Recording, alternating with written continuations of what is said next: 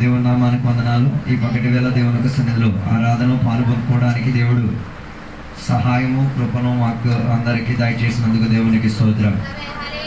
దేవుడు మనల్ని బలపరచుచున్నందుకు ఈరోజు కూడా చచ్చిపోకుండా, ఆసుపత్రిలో లేకుండా, మరణ పడకలో లేకుండా ఉండి తీరడానికి భాగ్యం దొరికిందే వారు మాత్రమే దేవునికి సేవించగలిగేది. భాగ్యం లేని వారు దేవునికి కాక దేవుడు కాని వాటికి సేవించే పద్ధతిలో దేవుని బిడ్డలే మారిపోయినప్పుడు కొందరు దేవుని కొరకు స్తుతించడానికి, ఆరాధించడానికి తీసుకుంటున్న ప్రయాసం దేవుని యొక్క కృప దాని వెనకతల పని చేస్తున్నది. కాబట్టి దేవునికి స్తోత్రం. దేవుడు మనందరినీ కూడా సహాయపరచును గాక. ఈ పగటి వేళ మనం చదివిన వాక్య భాగం సంఖ్యాకాండం 3వ అధ్యాయము. ఆ 3వ అధ్యాయంలో 2వ అధ్యాయంలో మనం చూడగలిగితే ప్రత్యక్ష గుడారములో నివసించుచు ఉన్న దేవుని యొక్క సమాజము ఏ రీతి కలిగే విభజనలో ఉండి తీరాలి అన్న విషయం గురించి మనం చూడగలిగితేరా. వారికి 4 రీతి కలిగిన ధ్వజములను ఇచ్చి ఆ ధ్వజముల కింద దేవుడు వారికి అప్పగించిన చోట్లనే వారు ఏం చేశారు, జీవించినట్టుగా బైబిల్ మనకి సెలవిచ్చుచున్నది. కొందరి దౌర్భాగ్యం ఏంటిదంటే దేవుడు అప్పగించిన చోట్ల ఏం చేయరు, జీవించరు, నడవరు, పద్ధతి ఉండదు. అందుకే సంఖ్యాకాండానికి 3 రీతి కలిగిన విభజన ఉన్నాయి. 3 రీతి కలిగిన విభజన పోయిన వారం నేను చెప్పాను. మొదటి 12 అధ్యాయాలు దేవునితో కలిసి నడిచే అనుబంధం. 12వ అధ్యాయం నుంచి 24వ అధ్యాయం వరకు చదివినప్పుడు దేవుని పేరట తిరుగులాడుతున్న ఒక పద్ధతి. 3వదిగా మనం చూడగలిగినప్పుడు దేవుని కొరకు వేకుగా నిలబడుతూ ఉన్న లేకపోతే ఆగుతున్న మనసది. 3 దేని లోపల నీవు ప్రయాణం చేస్తున్నావు ఒకసారి పరిశోధించుకు తీరాలి. దేవునితో నడుస్తున్నావా లేకపోతే దేవుని కొరకు ఎదురు చూస్తున్నావా? కొందరు దౌర్భాగ్యం ఏంటిదంటే దేవునిలో ఉండి ఎప్పుడు తిరుగుడివే, ఎక్కడున్నారో ఆ స్థితిగతిలోనే తిరగడం. అలాంటి వారు కూడా దేవుని యొక్క సమాజంలో ఉన్నారు. వారిని కూడా దేవుడు పట్టించుకుంటున్నారు. అలా తిరుగుతూ అలాగైనా వారికి ఏం కావాలి, కాస్త పరిజ్ఞానం రావాలి, బుద్ధి రావాలి అన్న విషయమే దేవుడు ఆలోచించేది. అందుకే 3వ అధ్యాయంలో ప్రత్యేకంగా లేవియా గోత్రానికి చెందిన వారి గురించి మాత్రం ప్రాధాన్యతగా రాయబడి ఉన్నది. లేవియా గోత్రములో ఉన్న ప్రజలకి దేవుడు చెప్పుచున్న ఒక మాటే దాని మొదటి వచనం నుంచి 4వ వచనం వరకు చదవగలిగి తీరితే దేవుడు మోషేతో చెప్తున్న ఒక మాట. ఒకసారి దాని మొదటి వచనాన్ని మనం చూద్దాం. సీనాయి కొండ మీద మోషేతో మాట్లాడిన నాటికి అహరోనును మోషేల వంశావళులు ఇవి. ఇది దేవుడు మాట్లాడిన మాటలు. దేవుని యొక్క బిడ్డలకు ఒక ప్రత్యేకత, దేవుడు మాట్లాడాలి నీతో. గత వారం దేవుడు నీతో మాట్లాడారో లేదో ఒకసారి పరిశోధి. ఈ పగటి వేళ దేవుడు నీతో మాట్లాడారో లేదో ఒకసారి. కొందరితో అయితే దేవుడు కూడా వారితో ఏం చేయట్లేదు, ఏ రీతి కలిగేటట్టుగా మాట్లాడలేదు. కానీ దేవుని యొక్క బిడ్డలకున్న లేవీయులకున్న ఒక ప్రత్యేకత, దేవుడు మాట్లాడి తీరాలి. మాట్లాడలేకపోతే మాట్లాడి తీరడానికి కూడా అవకాశాలు తెరవాలి. అందరికి అది తెలియదు. దేవుడు నాతో మాట్లాడేది చచ్చిపోవడం కాదు. మాట్లాడాలంటే కూర్చోవాలి, ప్రార్థన చేయాలి, వాక్యం చదవాలి, కూడికలకు వెళ్ళాలి. అప్పుడే దేవుడు నీతో మాట్లాడు. వచ్చేసి హఠాత్తుగా ఎలా ప్రత్యక్షమైన కళలు చూసేసి దేవుడు మాట్లాడారని చెప్పి పిచ్చి సిద్ధాంతాలు కాదు. కొందరికి ఇప్పుడు అదే పిచ్చెక్కిపోయింది. ఏం కళలు చూస్తున్నారో అర్థం కాదు. దానికి ఏం లేదు, వాస్తవ్యం ఉండదు, వాక్యాధారంగా ఏమి ఉండదు. ఏదో పాముని చూసేంత సాధారణ శక్తులు అనేస్తారు. అరే బాబు, దానికి వాక్యాధారంతో ఏముంది? అది నీ ఆత్మీయతకి ఏమిచ్చి తీరుతున్నది? దాని వల్ల నీకు లభించే ఆత్మీయ క్షేమాభివృద్ధి, దాని ఆ కళ చూచుట వలన ఆత్మీయతలో ఇంచి పెరిగావు. అది లేకపోతే దాని అర్థం ఏం కాదు. ఆ కళ వలన నీకేం కాదు, ఏ రీతి కలిగిన ఉపయోగం లేదు. అందుకే నేను చెప్పి రావడానికి మొదటి ఉద్దేశం, దేవుని వేళలతో ఏం చేయడానికి కోరే దేవుడు, మాట్లాడడానికి కోరే దేవుడు. అందరితో దేవుడు మాట్లాడతారా? సిద్ధపాటు కలిగినోడిది, ఆకలి ఉన్నోడికే అమ్మ అన్నం పెట్టేటట్టుగా ఆతృత ఉన్నోడితోనే దేవుడు మాట్లాడి తీరేది. దేవుని మాట్లాడాలి అన్న ఆశ కలిగిన వారు. అదే కొందరికి కాలంలో దేవుని యొక్క మాట అక్కరలేదు. కారణం పెడితే వారికి దేవునితో ఏ రీతి కలిగిన సంబంధం లేదు. కానీ 3వ అధ్యాయంలో ఉన్న మోషే అహరోనులతో దేవునికి మంచి అనుబంధం ఉంది. కాబట్టి దేవుడు వారితో ఏం చేసి తీరుతున్నారు, మాట్లాడి తీరేటట్టుగా మనకి కనబడి తీరుతున్నది. ఆ మాట్లాడిన దేవుడు మనల్ని ఏం చేసేది, బలపరిచే దేవుడు, సహాయపరిచే దేవుడు. అందుకే దేవుని యొక్క వాక్యానికి ఏముంది, సామర్థ్యం ఉంది. అందుకే బైబిల్ చెప్తున్న మాట, దేవుని యొక్క వాక్యమే దేవుడై తీరేది. అలాగైతే దేవుని యొక్క వాక్యం ద్వారా నీతో మాట్లాడితే ఆ దేవుడు స్వయాన నీతో మాట్లాడే ఒక పద్ధతి. అందుకే దేవుని యొక్క బిడ్డలు ప్రయత్నం చేసుకు తీరాలి, దేవుని యొక్క మాటలకు గ్రహించుకు తీరేంతటిగా. అందుకే దేవుని యొక్క మాటల్లో వినడానికి ఉద్దేశం నిన్ను విధాయతలోకి తీసుకురావడానికి, దేవుని మాటలకు లోబడి తీరడానికి ప్రణాళికలు. ఈ లేవియా కాండములో సంఖ్యాకాండం 3వ అధ్యాయం కేవలం లేవీయులకు మాత్రమే, ప్రజలతో చెప్పిన మాటలు కాదు, లేవీయులకి మాత్రం ప్రత్యేకంగా ఎన్నుకొని చెప్పడానికి కూడా కారణం, వారికి ఆతురత ఉంది, దేవుడు నాతో మాట్లాడి తీరాలి, దేవుని యొక్క శబ్దం నేను ఆలకించి తీరాలి, దేవునికి ఆరాధన చేస్తే మాత్రం నాకు సరిపోదు, దేవుని యొక్క మాటలు నన్ను ఏం చేసి తీరాలి, బలపరచుకు తీరాలని ఒక ఆతృత కలిగేటట్టుగా మనకు అక్కడ కనబడుతున్నది. దాని తర్వాత దాన్ని 4వ వచనం నుంచి కిందకి చదవగలిగితే, దేవుడు మాట్లాడే దేవుడు మాత్రం కాదు, ఉగ్రతను కూడా దింపే దేవుడు. 4వ వచనంలో చదవగలిగి తీరితే నాదాబు అబీహులు అని చెప్పిన దేవుని యొక్క బిడ్డలే, సంఘానికి వచ్చిన వాళ్ళు, ఆరాధన చేసిన వాళ్ళే, కానుకలు ఇచ్చిన వాళ్ళే, దేవునికి. కానీ వారు ఏం చేశారో తెలుసా? దేవుని యొక్క వ్యవస్థితికి అనుకూలం కానీ, దేవుని యొక్క ఆత్మశక్తికి అనుకూలం కానీ, దేవుని యొక్క ఆరాధన వ్యవస్థితికి అనుకూలం కానీ ఒక ప్రత్యేకత చెందిన అగ్నిని ఏం చేశారు? తీసుకొచ్చి ప్రత్యక్ష గుడారములో ఉన్న వాటిని ఎలిగించుకు తీరడానికి ఉన్నప్పుడు ఈ కాలంలో కూడా ఈ దౌర్భాగ్యం వ్యాపరుస్తున్న కొందరులో. అందుకే హల్లెలూయా కూడా ఆగిపోయింది. ఏ రీతి కలిగేటట్టుగా ఉన్న అగ్నిని వెలిగించాలో దేవుడు ప్రత్యేకంగా ఏం చేశారు? చెప్పి తీరారు. అందుకే దాన్ని 3వ 4వ వచనాలు చదవగలిగి తీరితే, దేవుని యొక్క సాన్నిధ్యతలోనే నాదాబు అబీదాబు ఏమై తీరారు? దేవుని యొక్క సమక్షతలోనే దేవుని యొక్క ఉగ్రతకు పాలైపోయి ఏం చేశారు? మరణం పొందుకు తీరేటట్టుగా ఉన్న దేవుడు. మాట్లాడే దేవుడు మాత్రం కాదు, వాక్య వ్యతిరేకంగా ఉన్న పద్ధతి చేసే దేవుడు, తాకే దేవుడు, తాకి నీ మీద ఉగ్రతను దింపే దేవుడు. వేదన కలిగిన మాట ఏంటో కొందరికి ఇది ఉగ్రత మేలు అన్నది అర్థం కావట్లేదు. ఏమర్థం కావట్లేదు? దేవుడు నా మీద ఉగ్రత ఇచ్చారా, దేవుడు నాకు మేలు ఇచ్చారా కూడా కొన్ని దేవుని బిడ్డలకు ఏం చేయట్లేదు, అర్థం కావట్లేదు. ఈ పగటి వేళ అర్థం చేసుకుని నాదాబు అబీహులు వాక్య వ్యతిరేకతకు ఎదిరించిన మూలంగా ఆన్ స్పాట్ లో దేవుడు ఏం చేశారు? దానికి ఉన్న క్రమావళి, దాని అర్థం దేవుడు పనికిరానోళ్ళు కూడా గుర్తుపెట్టే కారణం ఏంటో తెలుసా? పనికిరానోళ్ళు చరిత్ర చెప్పేసి పనికొచ్చే వాడిని పనికిరాని పద్ధతుల నుంచి పనికొచ్చే చరిత్రలో తెచ్చుకురావడానికి. బైబిల్లో చాలా నెగిటివ్ క్యారెక్టర్లు, ఓర్ఫా అని, నాదాబు అబీహు అని, అనన్య సబీరా అని, అదే రీతిగా చాలా మంది నెగిటివ్ క్యారెక్టర్, అంటే ఏం ఉపకారం ఉండదు వారి వల్ల. వారి గురించి కూడా రాసిన కారణం ఏంటి తెలుసా?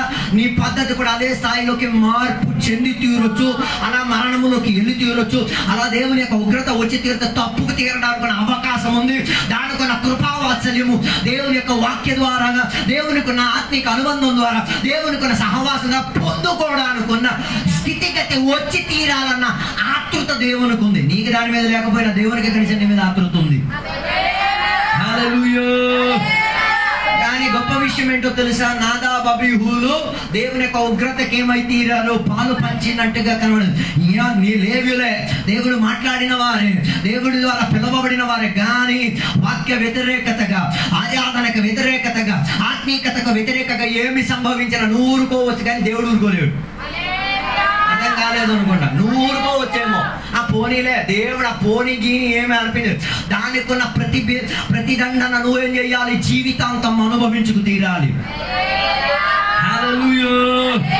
అందుకే బైబిల్ స్పష్టంగా చెప్పుకు చీరేది, సాతానుకు ఏం చేయొద్దు? చోటు ఇవ్వకూడదు, సాతానుకు అవకాశం ఇవ్వకూడదు, సాతాను నీ జీవితంలో ఏం చేయకూడదు. ఏ రీతి కలిగిన గురుగులను నాటుకు తీరడానుకున్నా ఏం చేయకూడదు? సావకాశాన్ని, సౌకర్యాన్ని ఏం చేయకూడదు, నువ్వు తయారు చేసుకు తీరకూడదు. అందుకే ఇక్కడ నాదాబు అబీహులు ఏం చేశారో తెలుసా? లేవ్య వ్యవస్థితి లోపల దేవుని యొక్క వాక్యానికి వ్యతిరేకత కలిగేది, వాక్యం అంగీకరించలేని దానిని ఏం చేసుకు తీరారు? లోనకు తెచ్చుకోవడానికి ప్రయత్నం చేశారు. హఠాత్తుగా దేవుని యొక్క అగ్ని వారిని ఏం చేసి తీరింది? ధ్వంసం చేసుకు తీరింది. కొత్త నిబంధనలో దేవుని యొక్క కృప కాస్త ఉంది కాబట్టి వెంటనే నీ మీద ఏం రావట్లేదు, మెల్లిమెల్లిగా. దానికి ఉన్న లక్షణాలే లేటుగా ఆరాధనకు రావడం, కోడికలకు రాకుండా ఉండడం, దేవుని సేవకులతో అనుబంధం లేకుండా, ఎవరితో మాట్లాడక నా ఇష్టం నా కష్టం అంటే నో ప్రాబ్లం, వెళ్ళు. నీ మీదకి ఏం పడి తీరింది? దేవుని దగ్గర నుంచి ఉల్లేఖించబడి తీరేంతటి తీవ్రత నీ మీద పడి తీరింది. అందుకే నేను చెప్పడానికి ఆశపడిన ఒక మాట, దేవుని యొక్క ఉగ్రత రాకుండా దేవుని యొక్క వాక్యం లోపల ఒదిగి తీరడానికి ప్రయత్నం చేసుకు తీరాలి. హల్లెలూయా. మొదటిగా చెప్పిన మాట, దేవుని యొక్క వాక్యం ఏం చెప్పుచున్నదో దాని లోపల లోబడి తీరడానికి యాజకులు కరెక్ట్ ఉంటేనే తర్వాత ఉన్న ప్రజలు ఏమై తీరేది? కరెక్ట్ అయి ఉండి తీరేది. కొత్త నిబంధనకు వచ్చినప్పుడు దేవుని యొక్క బిడ్డలందరినీ కూడా దేవుడు యాజక ధర్మాన్ని ఇచ్చారు. యాజక ధర్మం ఇచ్చారు, దాని అర్థం దేవుడు నేను యాజక ధర్మంలో తెచ్చుకొచ్చిన కారణం ఏంటో, నీ మూలంగా ప్రజలు ఆత్మిక మేలు పొంది తీరాలి, నీ మూలంగా ప్రజలు ఆత్మిక క్షేమం పొంది తీరాలి, నీ మూలంగా ప్రజలకి ఆత్మిక వివేకం రావాలి, నీ మూలంగా ప్రజలకు పశ్చాత్తాపం రావాలి, నీ మూలంగా ప్రజలకి మారు మనసుకున్న అవగాహన రావాలి, నీ మూలంగా ప్రజలకి ఏం రావాలి, దేవుని గురించి ఉన్న అవగాహన వచ్చి తీరాలి. అందుకే నేను లేవీయుడిగా యాజకునిగా దేవుడు ఎంచుకున్నది.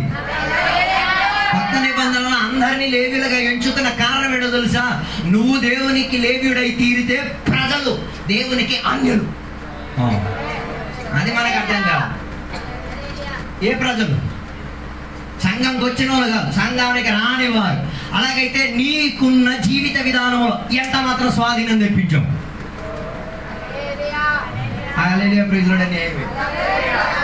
నీ స్వాధీనం ఎందరిని దేవుని వశంలోకి తీసుకొచ్చింది? చిచ్చికి వస్తున్నాం, దీనివల్ల ఒకడు కూడా దేవుని దగ్గర రాకపోవట్లేదు. మా చిచ్చికి రావడంలో ఏం అర్థం ఏం లేదు. ఆగిపోయింది. అన్ని భాష చెప్పుట వలన ఒకడు కూడా లోనకి రావట్లేదు. దానివల్ల నీకే టైం వేస్ట్ కాదా? I think it's time waste. కారణం ఏంటిది? దానికి ఏం కలవట్లేదు. ఇది ఏంటి అని తెలుసుకోవడానికి కూడా ఏం లేదు. బయట అపొస్తలుల క్రియలు 2వ అధ్యాయం, వాళ్ళు ఏం చేస్తున్నారో, వాళ్ళు ఏం మాట్లాడుతున్నారో తెలుసుకు తీరడానికి ప్రజలు ఏమై తీరారు? ఆతృత తెండి వచ్చి తీరారు. అర్థం కాదు. ఈ కాలంలో అన్ని భాషలన్నీ ఒక నాటక ప్రదర్శనంగా మారింది. సపట్లు కూడా మాట్లాడు. దాని వలన ఏం చేయాలి? బయట ఉన్న ప్రజలకు లోను రావడానికి కూడా ఛాన్స్ రావాలి. మరి ఆరాధన కూడా చేయలేకపోతే మరి నీ గతి దొరికితే ఏ గతిలో ఉన్నావు నువ్వే వివేచించుకో. నేను ఎవరిని తీర్పు తీర్చడానికి యోగ్యని కాదు, నీవే నేను తీర్పుకి యోగ్యమైతే ఏటట్టుకున్న పద్ధతులు నువ్వు నడుచుకో. నేను చెప్పడానుకున్న ఉద్దేశం ఇదే. దేవుడు నీకు ఆత్మీయతలో ఇచ్చిన ప్రతి పరిచర్య ప్రజలను దేవుని సన్నిధిలో ఏం చేయాలి? తోడుకు రావాలి. మన దాంట్లో తగ్గుతున్నదే తప్ప పెరిగేది కనబడి. పెరగాలంటే వాక్య వ్యతిరేకతలు కాదు, వాక్యం లోపల లోపడడానికి మనసు చూపించుకు తీరాలి. వాక్యముల ద్వారా దీవెన పొందుకు తీరేటట్టుగా వాక్యం నా జీవితంలో స్వభావం. దేవుని బిడ్డల వాక్యం వెంటనే ఈ గడప వరకే, ఈ గడప వరకే. దాని తర్వాత ఏం కాదు. శుక్రవారం రోజు ఏర్పాటు గురించి చెప్పి అది వినిన తర్వాత నేను ఇది వదులుకోవాలన్న ఆతృత దగ్గర కూర్చుంది. అతి తక్కువ మనకి. ఆ పాటలు గడిపించోడు ఆడ అలా చెప్పుతాడులే, ఆడు చెప్పేవాడు మేము వినేవాడు. ఆ యాటిట్యూడే. అది ఏం చెయ్యట్లేదు ప్రజల లోపల. అయ్యో, నేను వేసిన అలంకరణ వాక్య వ్యతిరేకత, నేను వేసిన వేషభూషణ వాక్యాన్ని ఎదిరించేది, నేను చేసే పద్ధతి దేవుని దగ్గర నుంచి దూరం అయ్యే పద్ధతి దగ్గరకు రావడానికి అవకాశం దేవుడు తెరిపిస్తున్న ప్రజలు గుండెను ఏం చేసుకు తీరను బండరాతిగా మార్చారు. అదే పరిశీలన చదువుకున్న పద్ధతి. వాక్యం వినాలి. గొప్ప విషయం ఏంటో తెలుసా? మంచి సంఘములో పెరిగి పెద్దయి వచ్చిన సభ్యులే ఆరామవులు మంచి పాస్టర్ గారిని పొందుకున్నారు, మంచి అభిషక్తుని దోట్లో నుంచి వాక్యం విన్నారు. అంత మంచి సేవకుడి దగ్గర నుంచి వాక్యం వినేసి కూడా ఎంచుకున్నది. అర్థం కాలేదు అనుకున్నా. హలో, హల్లెలూయా. అంత మంచి సేవకుడు, అంత మంచి అభిషేకం. ఆయన దిగి వస్తే చాలు దేవదూతల సమాజం మొత్తం దిగి వస్తుంది. ఆయన దిగి వస్తే చాలు దేవుని యొక్క సాన్నిధ్యత నిలబడి తీరుతుంది. ఆయన దిగి వస్తే చాలు దేవునికి ఉన్న ఘనత అక్కడ ఏమైతే ప్రతిబింబించడానికి ప్రారంభించదు. కానీ వారి ఎన్నుక ఏమైతేరింది? వాక్యం నచ్చనిది, వాక్యం అంగీకరణ లేనిది. They chose what Bible did not say. ఏది దేవుడు ఆశించలేదు వాటిని వారు ఏం చేశారు? దేవుడు ఏం చెప్పారు? వారికి ఒకటే మాట చెప్పారు. ఏం చెప్పారు? ఓరి నాయన సమృద్ధిలో బతకరా. ఈడంట లేదు, నేను గలీజీ జీవితం బతుకుతా. ఏం సమృద్ధికి గలీజీకి ఏంటి ఆదాముకున్న కాంట్రడిక్షన్? దేవుడు అన్నాడు ఈ తోటలో ఉన్న సకల సమృద్ధి. ఈడేమంటున్నాడు? నా కాదు గలీజిదే కావాలి. దానికి తోడుగా ఉన్న ఒక ప్రవక్తకుడు వచ్చాడు. ఆడొచ్చి ప్రవచనం కొందరికి ఇప్పుడు కూడా అర్థం కావట్లేదు ఎవరు వచ్చి ఏం మాట్లాడుతున్నారు అని. నేను ఆత్మీయతలో ఎన్నిక తీసుకోవడానికి ఏం చేయడం తెలియనట్లేదు, అర్థం కాలేదు. ఇది నేను చూసి చెయ్యాలా చెయ్యకూడదా కూడా తేడా అర్థం కావట్లేదు, అర్థం కాలేదు. దానికి తగ్గట్టుగా ఉన్న ప్రవచనాలు వినిపిస్తాయి, దానికి తగ్గట్టుకున్న ఆరాధన వినిపిస్తాయి, దానికి తగ్గట్టుకున్న మాట్లాడేవాళ్ళు కూడా. ఎన్నుకు తీరుకొచ్చే భాగ్యం వచ్చేటప్పుడు ఏది నువ్వు ఎన్నుకు తీరుతున్నావు? అందుకే కొందరికి ఇప్పుడు కూడా ఎన్నుకోవడం తెలియదు. హల్లెలూయా, హల్లెలూయా. కానీ దేవుని కన్నా గొప్పతనం ఆయనకి ఎన్నుకోవడం తెలుసు. ఆయన ఎన్నుకున్న దాంట్లో ఏముంది? ప్రాధాన్యత ఒకటే, దేవుని యొక్క వాక్యానికి ఆధారపడిన వాటిని ఆయన ఎన్నుకు తీరేది. అందుకే నేను చెప్పిన రావడానికి ఉద్దేశం ఇదే. ఎలియాజరు నాదాబు అబీహులకు ఎంచుకోవడం తెలియలేకపోయింది. ఏం ఎంచుకోవడం తెలియలేక ఏ అగ్గి తెచ్చుకొని దీన్ని వెలిగించాలి అర్థం కాలేదు. ప్రత్యక్ష గుడారంలో ఎలగాలంటే ఏ అగ్ని పడితే తెచ్చేసేంది వెలిగించుకో, నో ప్రాబ్లం. నువ్వు వెలిగిపోతావేమో. హల్లెలూయా. అందుకే ఇప్పుడు కూడా చాలా మంది దేవుని బిడ్డలకి ఎవరిని నా కోడలుగా ఎన్నుకోవాలి తెలియదు, ఎవరికి నా కూతురుని ఇచ్చుకోవాలి తెలియదు. కారణం ఏంటి? చూసింగ్ తెలియట్లేదు. కొందరికి ఇప్పుడు కూడా ఏ సంఘం ఎంచాలో తెలియదు. వాటే దౌర్భాగ్యం. ఏ పాస్టర్ గారి వాక్యం ఎన్నుకోవాలి తెలియదు. అన్ని వాక్యాలే కాదని నేను అన్నాను, అన్ని వాక్యాలే. కానీ అది నీకు సమృద్ధి ఇస్తున్నదా? అది నేను తోటలో నుంచి వెలివేసేస్తున్నదా? అది నీకు దేవునితో సహవాసం పెట్టిస్తున్నదా? అది నీకు సొంత సౌకర్యం ఇస్తున్నదా? హలో, తోటలో ఉన్న దేవుడు నిషేధించిన చెట్టు ఎప్పుడు నీకు సౌకర్యం ఇవ్వదు, అర్థం కాదు. ఎప్పుడు నీకు సుఖం ఇవ్వదు, ఎప్పుడు నీకేమి ఇవ్వదు, నెమ్మది ఇవ్వదు. కానీ నువ్వేదో సాధించావన్నా పట్టుదల నీ మీదకి వచ్చేస్తుంది. ఆ ఎన్నికల్లో వేడ మనం అర్థం చేయొచ్చు. దేవుడు చెప్పిన దానిని వినుంటే ఆత్మ సాన్నిధ్యత వారిలో దిగును, ఆత్మాభిషేకములో వారి నిండును, ఆత్మకు దాహం చెందే ప్రక్రియలో ఉండును. కానీ వారి ఎన్నుకున్నది వాక్య వ్యతిరేకత అయినది కాబట్టి వారి ఆత్మ చచ్చి శరీర సుఖం బయటకు వచ్చింది. అర్థం కావడం కష్టం. అందుకే నేత్రాశ, శరీరాశ, నేత్రాశ ఆటోమేటిక్ లోపల ఉన్న ఆత్మశక్తి పోయి నీ శరీరం ఒక శక్తిని తెచ్చుకుంది. అర్థం కావడం కష్టం. శరీరం ఒక సౌకర్యం ఏం తీసుకొచ్చింది? ఏమని? నేను అందగాడిని. అందుకే వాళ్ళు ఏం చేసుకున్నారు? ఆకులతో బట్టలు కుట్టుకున్నారు. మన దాంట్లో కూడా పెద్ద తేడా ఏం లేదు. అలా ఆకులు కుట్టుకొని బట్టలు కుట్టుకున్నాం, అంతే, పెద్ద తేడా ఏం లేదు.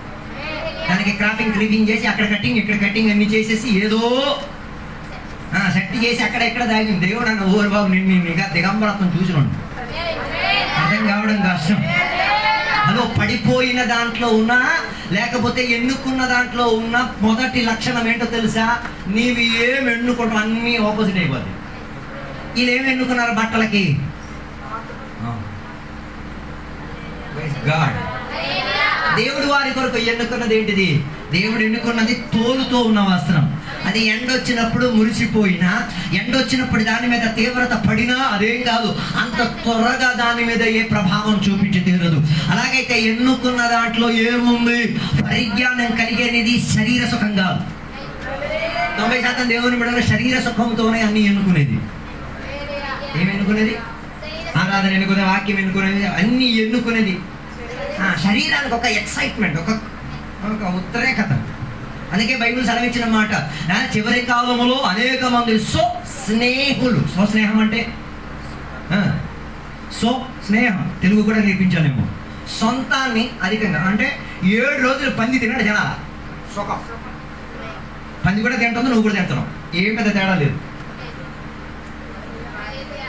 సుఖ శని ఆది ఎలాగైనా దేవుని కొరకు 3 రోజులు నేనేం ఉండాలి. అది కూడా పాస్టర్ గారి బలవంతం చేయాలి. 40 రోజులు ఉపవాసం ఉన్నాయి. దాన్ని ఎప్పుడు ఇంకో వ్యవస్థ పట్టుకొస్తారా? ఓ పూట తినేసి పెద్ద అభిషేక్తులు ఎవరు బాబు ఉపవాసం అని చెప్పిన ఫుల్ గుండు, కనీసం ఒక్క రోజైనా ఫుల్ గుండు. 50-50 బేర లాభి శరీరం సుఖపడేటట్టుగా మార్చేస్తున్నాం. హలో, మన ఆరాధన చూడండి. బైబిల్ చెప్పే మాట, నీ చెయ్య నిన్ను ఆత్మీక విషయాన్ని అభ్యంతరపడితే ఏం చేయాలి? మేసాలు కోసేస్తాం దేవుని పేరు మీద, ఎంట్రుకలు కోసేస్తాం దేవుని పేరు మీద. ఏం కొయ్యం? నీ కళ్ళు నేను ఆత్మీక విషయంలో అభ్యంతరపరిస్తే అంటే దాని అర్థం నీ కళ్ళు ద్వారా సినిమాలు, షికారులు, పనికిరాని భూత బొమ్మలు ఇలాంటివన్నీ చూడడానికి ఆత్మ తెచ్చితే హాస్పిటల్కి వెళ్ళి ఏం చేయాలి? అయ్యా అలాంటి దానికి కావాలంటే కూలింగ్ గ్లాస్ వేసేస్తాం అంతే తప్ప మనం ఏం చేశాను? మన శరీర సౌకర్యం ఇచ్చేటట్టుగా మార్చేసాం. బైబిల్ చెప్తున్న మాట, ఒక అంగి అడిగిన వాడికి ఏం చెయ్యాలా? రేపు మరి అడిగితే మరి అడగడానికి కూడా కొందరు అవకాశం ఇవ్వరు. సాక్ష్యం వినేట వాళ్ళు అడుగుతున్నది వెంట అంటే దాని అర్థం ఏంటిది? మనకెందుకు, మనం దీనిలో ఏం కాకూడదు, ఇన్వాల్వ్ కాకూడదు. నీ శరీరం ఇచ్చిన సుఖం అది. హల్లెలూయా, హల్లెలూయా. 90% మంది దేవుని నేను అడిగిన దానికి ప్రశ్న, మీరు ఆరాధన చేశారు శరీర సుఖంతోనా ఆత్మ సుఖంతోనా? కన్ఫ్యూషన్లోకి వెళ్ళిపోయారు అందరూ. ఏదో కొట్టేశాం, ఏదో శరీరం సుఖం పొందిందా, ఆత్మకు సుఖం కలిగిందా? హలో, అందరూ సైలెంట్ అయిపోయారు. హల్లెలూయా, హల్లెలూయా. అందుకే అందరూ ఎన్నుకున్న దాంట్లో వారికి ఏం కావట్లేదు, అర్థం కావట్లేదు. అందుకు దేవుడు నన్ను ఎన్నుకున్నాడు లేవుడుగా, నేను ఏది ఎన్నుకుంటా ప్రాబ్లం ఏంటి? ప్రాబ్లమే నువ్వు ఏది ఎన్నుకోవడం కాదు, ఆయన నిన్ను ఎన్నుకున్నది కృప ద్వారా. నువ్వు కూడా ఆయన ఎన్నుకున్నది కృప ద్వారా, శరీర సుఖం ద్వారా కాకూడదు. అందుకే ఎప్పుడు బైబిల్ ఏం చేసేది, శారీర సుఖాన్ని ఎప్పుడు కూడా ఆత్మ ఎదిరించుకుంది. ఎప్పుడు ఒక పోటీ జరుగుతున్నది, దేనికి గెలవడానికి అవకాశం ఇచ్చి తీరేది. అందుకే నేను చెప్పి రావడానికి ఉన్న ఉద్దేశం, దేవునికి ఏమై తీరాలి, దగ్గరై తీరడానికి, దేవుని యొక్క వాక్యానికి దగ్గరై తీరడానికి, ఆత్మీయతను దేవుని ఎక్కువగా ఆరాధించుకు తీరడానికి ఏం చేయాలి? శరీర సుఖాన్ని చంపుకుంటూ ఆత్మ తీవ్రత కొరకు బయలుదేరాలి. స్నేహులని చెప్పిన చోట్ల దైవ స్నేహులు, ఆత్మ స్నేహులు, ఆత్మీక స్నేహులు, వాక్య స్నేహులు, ఆత్మాభిషేక స్నేహులు, ఆత్మ అనుబంధం కొరకు స్వార్థ స్నేహులు అనేటట్టుగా దీనిని ఏం చేయాలి? శారీరక సుఖాన్ని ఆత్మ సౌకర్యంగా ఏం చేసుకోవాలి? మార్చుకోవడానికున్న ప్రయత్నం చేసుకు తీరాలి. అందుకే లేవీయులను దేవుడు ప్రత్యేకంగా ఎన్నుకొని వేర్పరిచేది డెడికేషన్ సర్వీస్ అని చెప్తారు. లేకపోతే దేవుని యొక్క పని నిమిత్తం మాత్రం వారిని ఏం చేసేది? వేర్పరచుకు తీరే ఒక ప్రయాణం. హల్లెలూయా. దాని తర్వాత మనం చూడగలిగి తీరితే, దాని 14వ వచనం నుంచి చదవగలిగి తీరితే, లేవీయులకున్న కుటుంబం ఏ రీతిగా ఉండి తీరాలో వాటి గురించి దేవుడు వారికి ఏమిచ్చి తీరాలో అనుబంధాన్ని ఇచ్చినట్టుగా మనకి కనబడుతుంది. దాని అర్థం, లేవీయుడు దేవునికి సేవించితే కుటుంబం ఎలా పడితే అలా ఉండిపోవడం కాదు, కుటుంబానికి కూడా ఏముంది? వ్యవస్థితి ఉంది. దాని అర్థం, కుటుంబాలకున్న అవసరత కూడా ఎవరు తీర్చుకోవాలి? లేవీయుడే తీర్చుకు తీరాలి. లేవీయులకున్న పని ఏంటిది? దేవాలయం లోపల పని చేయడం, పరిచర్య చేయడం. వాళ్ళకి సొంతంగా ఏం చేయరు, పంట అయ్యరు, పంట కోసుకోరు, ఏం చేసుకోరు. వాళ్ళు దేని ద్వారా బతికేది? సమాజం ఏం ఎత్తనదు, దానికి నువ్వు డైలాగులు కొట్టుకోకూడదు. ఆ పాట కట్టి తిండి కోసమే బతుకుతున్నావు, మరి నువ్వు దేని కోసం బతుకుతున్నావు? నువ్వు ఆయన తిండి కోసం నువ్వు ఎరగడానికి బతుకుతున్నావు. That's all. నువ్వు దాన్ని ఏది వదిలేసావు అది నేను పట్టేసుకున్నాను. ఆయన తినడానికి వద్దు, ఆయనకు బతకడానికి ఉన్న వ్యవస్థ ఎలా బైబిల్ చెప్పేది? సమాజం ఏం ఇస్తున్నాదో నీకు అది ఆయనకి సౌకర్యం ఇచ్చడం, నీకు ఆయన వదిలేసింది నీకు సౌకర్యం. అందుకే నువ్వు కలిసి మాట్లాడేది అర్థం కాలేదు, అర్థం కాదు. లేకపోతే నీకు అంత దమ్ము, ధైర్యము, బలుపు ఉంటావు, 3 సంవత్సరాలు ఉండు ఆ పనిలో, తర్వాత వచ్చి చెప్పి డైలాగ్. లేకపోతే నీ కొడుకునో నీ కూతురునో ప్రతిష్ఠించు దేవుని సేవ పరిచయం, దాని తర్వాత వచ్చి మాట్లాడు. హలో, మాస్టర్ గారు ఎవరు ఎలా బతకాలి? సంఘం ఇచ్చిన దాని ప్రకారంగా సేవకులు ఏం చెయ్యాలి? బతకాలి. కొత్త నిబంధనకు వచ్చిన అందరం మనం లేవి, దేవుడు ఇచ్చిన సామగ్రితో నువ్వు బతకాలి. అర్థం కాలేదు. దేవుడు నీకు ఇచ్చిన దాంట్లో సేవా పరిచయం చేయాలి. దేవుడు నీకు ఇచ్చిన ఆయుష్తో దేవునికి సేవించాలి. దేవుడు నీకు ఇచ్చిన రక్తంతో దేవుని కొరకు వెల చెందించి తీరాలి. దేవుడు నీకు ఇచ్చిన చెమటతో దేవుని కొరకు ప్రయాసపడి తీరాలి. దేవుడు నీకు ఇచ్చిన వాటితో దేవునికి ఏం చేయాలి? ప్రతిష్ఠింపబడి తీరాలి. అలా నీ కుటుంబాన్ని ఏం చేయాలి? పోషించాలి. అర్థం కాలేదు. నాతో కలిసి కొందరికి ఫ్యామిలీ గురించి నో కమిట్మెంట్స్. వాళ్ళకి పని ఏంటో తెలుసా? ఒక రోబోట్ 7 days పనికి వెళ్ళి డబ్బు తెచ్చేసి ఇది కూడా తినండి రా.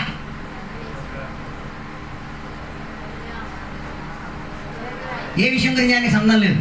చర్చికి వెళ్ళాలనో, సంఘంతో సమాసం ఉండాలనో, స్వార్థలకు వెళ్ళాలనో ఫ్యామిలీకి ఏం చేయట్లేదు. వీడు చెప్పి నువ్వే కదా మరి నువ్వు దేని కొన్నావు? మనం భర్త కాకూడదు, మన భార్య కాకూడదు, మన పిల్లలకి ఏం చేయకూడదు, బలవంతం చేయకూడదు. మనలో లేనిది మన ఈ కాలంలో ఉన్న క్రైస్తవుల ఒక దౌర్భాగ్య సిద్ధాంతం, పిల్లలను ముక్కు పెట్టడం. నా కొడుకుని జనవరి పిల్లలు లేకపోతే ప్రార్థన చేసి దేవో మగ పిల్లడు కానీ చేస్తే ఇది నీ సొంత ఆస్తి మొత్తం ఇవ్వలేను, నువ్వు కొడుకునే వెళ్తావు. ఆడి ఇష్టం లేకుండా ఆడికి ఇష్టం ఉందా? ఆడికి తెలుసు, అది తెలియదు. చిన్న పొన్నికి ఆడి పేనాలు తినేస్తాడు. ఒరే నువ్వు సేవకున్నోడివి, ఒరే నువ్వు సేవా పరిచయం ఉన్నోడివి. ఆడికి ఆ విషయం గురించి అస్సలు ఏముండదు, ఒక్క చొక్క ఇంట్రెస్ట్ ఉండదు. ఈ చేత బలవంతంగా అలా బలవంతంగా సేవా పరిచయం చేయడానికి వచ్చినారు. బలవంత మార్పులు చేసేది, బలవంత బాప్తిసాలు చేసేది, బలవంతంగా ఆరాధన చేయించేది, బలవంతంగా వారి చేత ఆత్మీక విషయాలన్నీ ఏం చేసేది, ఒక రోబోట్ చేసేటట్టుగా. బలవంతులో కాదో తెలియాలంటే నీ స్టేటస్ చూస్తే తెలిసిపోద్ది. నీ ఫేస్బుక్లో వేసిన స్టేటస్, నువ్వు ఫేస్బుక్లో వేసిన ఫోటో, నువ్వు పంపిస్తున్న నీ ఫోన్ కాలర్ ట్యూన్ అర్థమైతే నీకు ఎంత దేవునికి ఆతృత ఉంది. హల్లెలూయా, హల్లెలూయా. దాని అర్థం మన ఫ్యామిలీ, మన ఆత్మిక ఇన్ఫ్లుయెన్స్ లోపల రావాలి.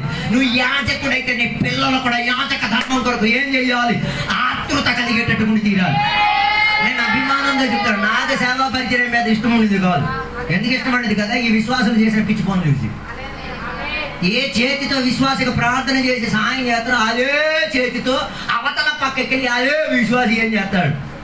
ఇటు పక్క ఫాస్ట్ గారు మేము పొడుగు ఇవన్నీ చిన్నప్పటి నుంచి చూసినాడు నేను. అర్థం కాలేదు.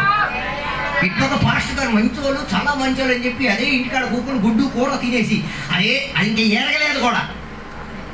అవతలకి వెళ్ళేసి ఆ పాస్టర్ గలీజుగాడు పనుకు ఇంటికి వెళ్తా నా ఫోన్ నీకు అన్నం పెట్టాడుగా, వాళ్ళ ఇంట్లో ఉన్న వాళ్ళకి ఇవ్వాల్సిన గుడ్డు నీకు ఇచ్చేసేటప్పుడు అది ఇంకా అడగలే, బయటకు కూడా రాలే. నువ్వు మీరైతే ఎప్పుడో ఈ విశ్వాస మార్గం వదిలేసి వెళ్ళిపోయింది. నన్ను నిలబెట్టి తీరినది ఏంటో తెలుసా, దేవుని యొక్క సేవకులకున్న ప్రార్థన, దేవుని యొక్క సేవకులకున్న కన్నీరు నన్ను నిలబెట్టుకు తీరింది.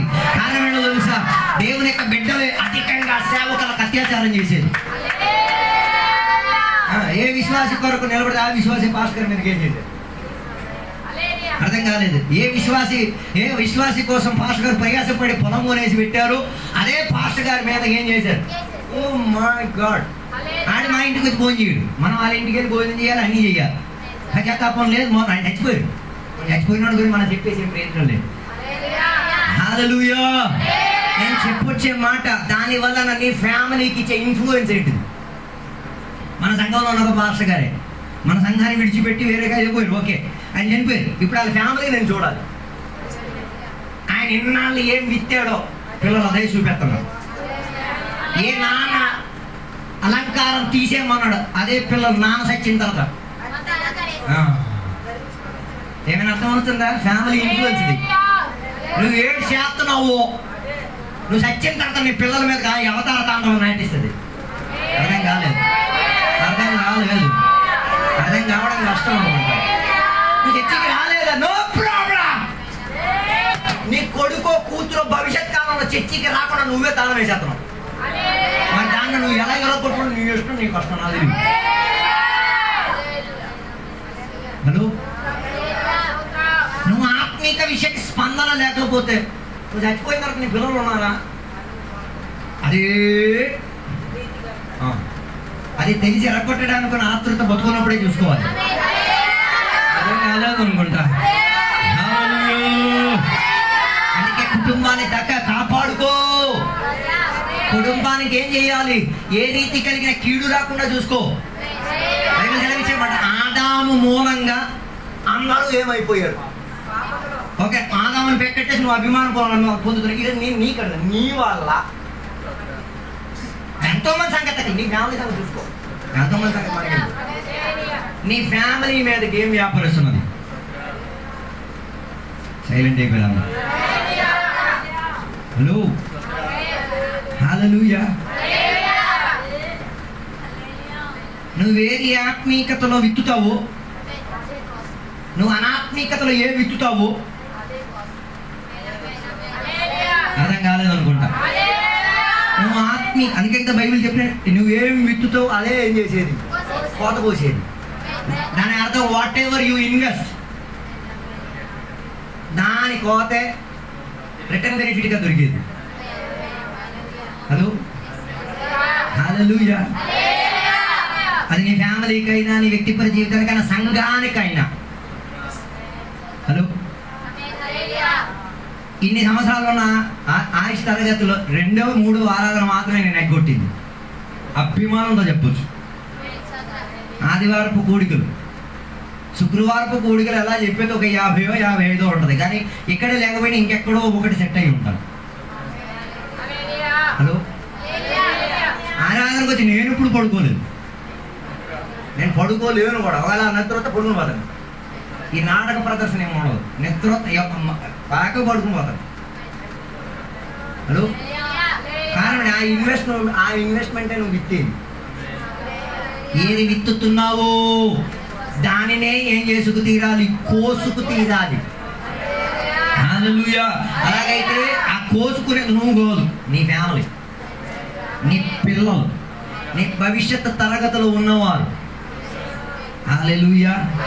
నాకు నచ్చేది కోరహుల సంతానం దేవుని ఎదిరించేటప్పుడు వారు విత్తినది పిల్లలు కోసుకోవాల్సిన పద్ధతిలో పిల్లలు ఏం చేసుకుంటారు? కోసుకోకుండా ఉండి తీరడానికి వారు దేవుని కొరకు ఏం చేయడానికి ప్రారంభించారు? అధికంగా సేవించడానికి, అధికంగా దేవునితో అనుబంధం ఖాయం చేసుకోవడానికి ప్రయత్నం కలిగి తీరింది.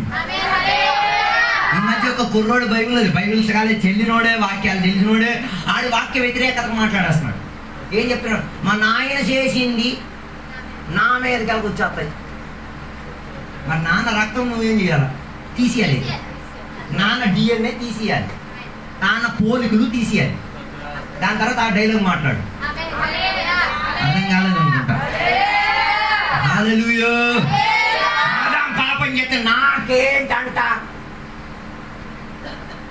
ఆ రక్తమే నీలో ప్రవహించేది, ఆడి స్వభావమే నువ్వు కూడా చూపించేది, ఆడి నడిచినట్టుగా నువ్వు నడిచేది, ఆడు ఎన్నుకున్నట్టే నువ్వు కూడా ఎన్నుకునేది. దానిని అర్థం చేసుకు తీరాలంటే అర్థం చేసుకున్నవాడే కడపటి ఆదాముని ఎంచుకు తీరేది.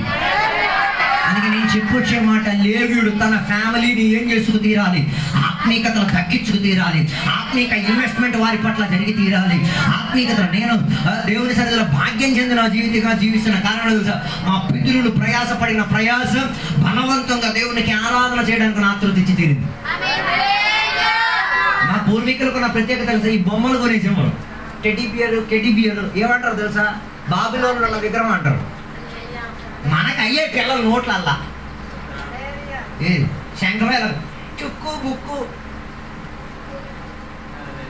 హలో, ఆడు ఈరోజు నిన్న ఒక విశ్వాసి పాపతో మాట్లాడితే ఆమె పింక్ తప్ప ఇంకో బట్టలు కొందంట. చెడ్డీ దగ్గరికి మొదలెట్టి ఆ నాన్న పిచ్చెక్కిపోతున్నాడు.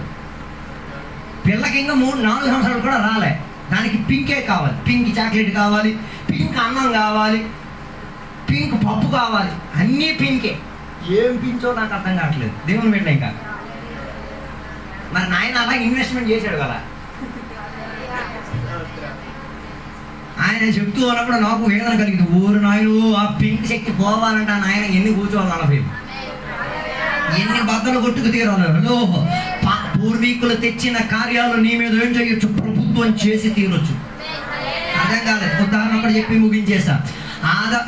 అబ్రహాము సారా దంపతులుగా జీవించేటప్పుడు 3వ దంపతిగా ఒకదానిని ఏం చేసుకున్నారు? గుడ్ సెలక్షనా? అందుకే కొడుకు చాలా మంచోడు పుట్టాడు. ఆడన్నా నాయన 15కి పెళ్లి చెప్తే నేను 15 చేయను. 40 వరకు ఆగాడు. 40 వరకు కూడా ఆగి నాన్న దగ్గరికి వెళ్ళి నాకు పిల్లందే అని చెప్పాలి. కొట్లు ఎర్రగొట్టుకున్నాడు. అందుకే తనకి వివాహానికి ఉన్న ప్రాయ తరగతి వచ్చినప్పుడు ఆయన ఏం చేస్తున్నాడు? ఆత్మీయతలు కట్టెర కొట్టుకుంటున్నాడు. పొలంలో కూర్చొని వాక్య ధ్యానం, ప్రార్థన, ఆరాధన చేస్తున్నాడు. ఏంటో తెలుసా? మా నాయన తెచ్చినది ఏం చేయకూడదు, నా ఇంటికి శాపం కింద రాకూడదు, నా ఇంటికి అది సంఘముగా రావాలి, నా ఇంటికి అది పరిశుద్ధాత్మ తోడుకొచ్చేటట్టుగా.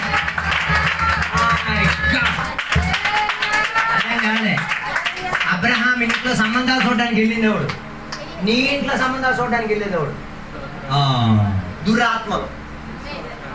100% మీ మామలు మీ అత్తలు ఆత్మీయుడు కాబట్టి దురాత్మే. అబ్రహాం ఎవరిని పంపించాడు? ఇంట్లో పని చేసిన సేవకుడు, దోసుడు. పని ఉందా దమ్ము నీకు? ఛాలెంజింగ్ అడుగుతున్నా, ఉందా నీకు దమ్ము? ఎవరిని? ఇంట్లో సాకిరి పని చేసి అంట్లు తోమినోడికి దేనికి పంపిస్తున్నారు? అందుకే బైబిల్లో ఎలియాజర్ని పరిశుద్ధాత్మ పాత్ర నుంచి తినేది. అర్హత, యోగ్యత, ఎన్నిక, స్వభావ తరగతి ఏమీ లేకపోయినా విధేయత కలిగి ఉండి అబ్రహాముకు పని చేసిన చర్య ఉంది కాబట్టి దేవుడు ఆయనను నమ్మగలిగాడు. పరిశుద్ధాత్మకు నువ్వేమై ఉండి తీరాలి, సాక్ష్యం వహించేటట్టుగా నీ మీద ఒక బాధ్యతని.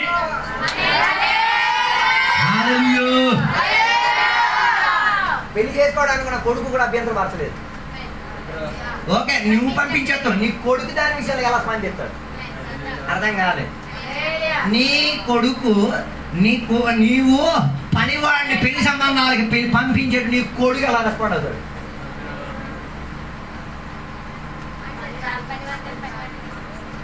నేను ఎంత దద్దమ్మనా, పనోడు తెచ్చిన సంబంధం ఆడికి అర్థమే. నేను మా నాయనకి పనోడినే, నేను దేవునికి పనోడినే. అందుకే దేవునికి ఆయన ఏం కదా మరదలించేటట్టుగా నా స్వభావం. నీవా స్వభావం లేదు కాబట్టి ఇలా చూపించేది. అర్థం కాలేదు. అందుకే ఇసహాక్ ఏం చేయలేదు, పనవాడు ఎందుకు తీసుకెళ్ళావు, ఏం చేయలే. వేదిక మీద పడుకోటప్పుడే అడగలేదు, కాలు చేతి కట్టేటప్పుడే నేను చెప్పేస్తున్నావా అయిపోతాను నేను. మనోళ్ళు అయితే వేదిక చర్చికిదే ఇక్కడ కూకోబెట్టు, ఆయనకి దేవుని ఆరాధన చేసే సౌకర్యం ఇచ్చి ఏర్పట్టు. అబ్రహాం అది చేశాడు. అందుకే ఏం ఆ కొండ ఎక్కేటప్పుడు ఇక్కడ ఏ నమ్మకంతో ఎక్కుంటాడు చెప్పండి? యెహోవా ఇరే, యెహోవా ఇరే, యెహోవా ఇరే, యెహోవా ఇరే, యెహోవా ఇరే, యెహోవా సత్యది నేనే, సత్యది నేనే, సత్యది నేనే, సత్యది నేనే, యెహోవా ఇరే, సత్యది నేనే, యెహోవా ఇరే, సత్యది నేనే, యెహోవా ఇరే, సత్యది నేనే. ఆ ఇటు నుంచి అట్టు పలుక్కొని ఎక్కి ఉంటాడు ఏమో. అది పరలోకం అంగీకరించి వినాలి. అందుకే కదా వీళ్ళు అక్కడ ఎక్కుతున్నప్పుడు దేవుడు దాని కొరకు వధించి తీరడానికి కూడా గొర్రె పిల్లను దేవుడు అక్కడ ఏం చేశారు, ముందుగానే సిద్ధపరచుకు తీరారు. దాని అర్థం ఆలోచించి దేవుని కొరకు వేదన పడుతున్న చర్యలు, అవకాశాలు దేవుడు నీ కొరకు ఏం చేసి తీరారు, తెరవగలిగి తీరుతారు. వేదిక మీద ఎక్కేటప్పుడు కూడా వీళ్ళకి కనబడలేదు, వేదిక మీద కట్టేటప్పుడు కనబడలేదు, వేదిక మీద ఎక్కి కట్టెట్టేటప్పుడు కూడా కనబడలేదు. ఎప్పుడు కనబడి తీరింది? అబ్రహామా అబ్రహామా అని పిలిచి ఆయనకు చూపించేటప్పుడు ఏమై తీరింది? కనబడి తీరింది. అదే యథార్థ ఆత్మిక అనుబంధం. పిలిస్తే తప్ప నీకేం కాకూడదు రెస్పాన్స్. అందుకే ఎలియాజర్ని పంపించిన ఇసాహాకు ఏం చేయలేదు. ఈ కాలంలో మొత్తం ఎలియాజర్లు అన్ని పాటలు చెప్పే సంబంధం చూడవా, సంబంధం చూడవా, సంబంధం చూడవా, సంబంధం చూడవా. అలాగే నయ్య పైసా ఎవరు సంబంధం చూడడానికి కూడా టికెట్ డబ్బులు కూడా ఎవరు. మరి అలాంటప్పుడు ఎందుకు చెప్పడం? నువ్వెంత వేటి చెప్పినప్పుడు అందరికి సంబంధం నువ్వు తెచ్చేస్తావు వేటి, నువ్వు ఆలోచిస్తావు డబ్బులు ఏమైనా ఇస్తున్నాడు ఆయన. దాని తర్వాత ఒక డైలాగ్ ఒకటి, ఈ విశ్వాసాలు అంతా సంబంధం చూసి డబ్బులు, మరి ఓసికి ఎవరు చేసేస్తారు? నువ్వు చేస్తావు వేటి. ఓ రోజు పని చేయదు ఓసికి, డైలాగ్ మాట్లాడుకోడు. అర్థం కాలేదు అనుకుంటా. అందుకే దేవుని బిడ్డలారా ఇసహాకు ఒక్క విషయంలో కూడా ఏం చేయలేదు, ఏ రీతిగా ఎదిరించేటట్టుగా మాట్లాడలేదు. ఎలియాజర్ వెళ్ళాడు, ప్రార్థన చేసుకున్నాడు, దేవో నా ఇంటికి యజమాని ఇంటికి ఆత్మిక సౌకర్యం తెచ్చినదే, పరిశుద్ధాత్మకు లోబడేదే, యేసయ్యకు స్వభావ తరగతి చెందేటట్టుగా ఉన్న పిల్లనే నాకేం చేయాలా, ఇచ్చి తీరాలి. ప్రార్థన చేసినట్లనే పిల్ల కూడా ఏమై తీరింది, అదే ఆత్మిక స్పందనకు వచ్చి తీరింది. దానివల్ల ఏమై తీరిందో తెలుసా? పాప పలా వెళ్దామనేది, సరే నాన్న వెళ్ళిపోతున్నా నేను అని చెప్పేసి ఏం చేసింది, ఒంటి మీదకి ఎక్కేసి ఏం చేసింది, ప్రయాణమై తిరిగి వచ్చింది.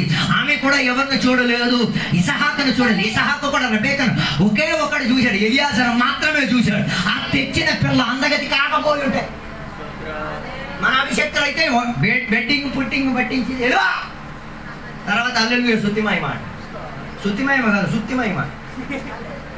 హలో, ఎవరు వారి ముఖం కూడా చూడలేదు. అందంగా అది విరూపమోహం అయి ఉంటే, అది అందం చెందలేని పిల్ల అయి ఉంటే, అది కుంటిదై ఉంటుంది, గూడిదై ఉంటుంది, తప్పితే జబ్బులు తెలియదు. హలో, హల్లెలూయా. రెబెక్కా తెచ్చిన మంచి పిల్ల ఏడే, గర్భవతికి ఇష్యూ ఉన్న పిల్లనే తెచ్చింది. మనం బైబిల్ చదివితే కదా, ఇది దేనికి గర్భానికి ఇష్యూ చెందిన పిల్లలు తెచ్చింది. కారణం అలాంటి ఫ్యామిలీ బ్యాక్గ్రౌండ్ నుంచి వచ్చింది అది. కానీ అదేం చేసింది, యెహోవా సన్నిధికి దేవా దీంట్లో నాకు ఒక విడుదల కావాలి, దీంట్లో నాకు ఒక పరిహారం కావాలి, బిడ్డలు సంతాన భాగ్యం ఇచ్చి తీరారు. హల్లెలూయా. అందుకే రెబెకాను అదే రీతిగా ఇసహాకు కలిసేది ఎక్కడో తెలుసా? ఒక పొలం మధ్య త్రోవలో ఏం చేశారు? కలిశారు. ఆ కలిసిన కలయికలోనే వీడికి ఆత్మస్పందన కలిగి తీరింది. ఈమె నా ఇంటికి ఏమై తీరేది? నా కుటుంబాన్ని నిలబెట్టి తీరేది. నా కుటుంబానికి అవసరం కానేటట్టుగా ఆత్మీక సంతానాన్ని ఇచ్చేది ఈమె. పిల్లలకు జన్మనిస్తే ఆత్మీకతలో జన్మని, సేవకునిగా, అభిషక్తునిగా, ఆరాధకునిగా, అభిషక్తులుగా దేవుని ఆత్మక తీవ్రత కలిగిన వాడికి జన్మని. ఓపిని వినహాస లాంటి వాళ్ళకి జన్మని ఇవ్వద్దు. ఏది పిల్లలు లాంటి వాళ్ళకి ఏం జన్మని ఇవ్వద్దు. దానివల్ల ఏ సౌకర్యం ఉండి తీరదు. అందుకే నేను చెప్పొచ్చే మాట, అబ్రహాము 40వ సంవత్సరంలో వివాహం చేయడం వలన వాగ్దానపు సంతానం ఏమైతే లైన్గా యేసయ్య వరకు ఏం చేసుకోగలిగారు? వచ్చితే యేసయ్యతో ఆగిపోయిందని కాదు. ఈనాటి సంఘము కూడా ఆత్మీకతలో అబ్రహాము సంతానములో మన పేరు కూడా ఉంది. అలాగైతే నీ ఫ్యామిలీ పట్ల నీ ఇన్వెస్ట్మెంట్ కరెక్ట్గా ఉండాలి. దాని కొరకు మనం ప్రయాసపడితే ఈ వాక్యాల దేవుడు మనల్ని కూడా దీవించను కాక. చిన్నపిల్లలకి సాక్ష్యం చెప్పే సమయం చిన్నపిల్లలు నిలబడతారు, ఒక పాట పడతారు, దేవునికి సాక్ష్యం చెప్తారు.